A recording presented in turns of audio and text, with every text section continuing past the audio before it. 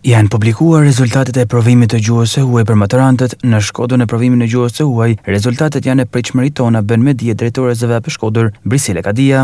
Ajo theksoi se ka pasur rritje të notës mesatare, mbi 300 të nxënës kanë marrë notën 10, ndërsa vetëm 9 nxënës kanë marrë notën 4.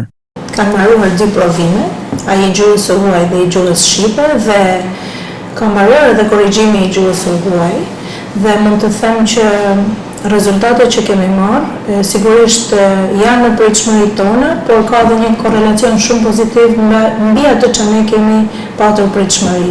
Kemi patur një rritje të notës mesatare në këto provime dhe kemi patur edhe një përfaqësim shumë të mirë të nxënësve tonë në provimin e gjuhës së huaj.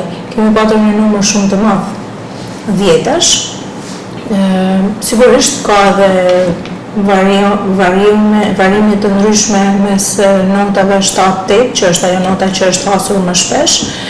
Mund të them që në 1330 nxënës që kanë marrë pjesë në provimin e gjuhës së huaj, kemi patur vetëm 9-4. Dhe është një shifër shumë e vogël dhe shumë e pakonsiderueshme që ndikon shumë pak në notën mesatare, por mund të them që kemi pasur mbi 380 dhjeta në të gjitha gjimnazet tona, publike, private dhe shkolla profesionale.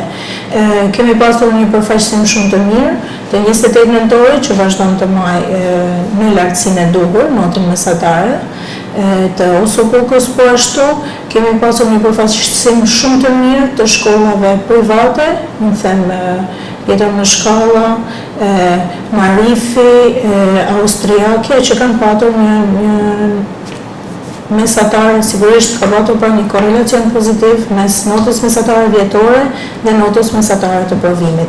Kemi patur një rritje, nota mesatare vjetore ka qenë 7.3 dhe në provimin e gjuhës së huaj kemi arritur në 7.87, çka do të thotë që nxënësit tonë në të vërtetë janë përfaqësuar shumë mirë dhe kanë reflektuar ato dije që ndoshta mund të them që ne kemi qenë pak të shtrënguar në notat që u kemi dhënë atyre.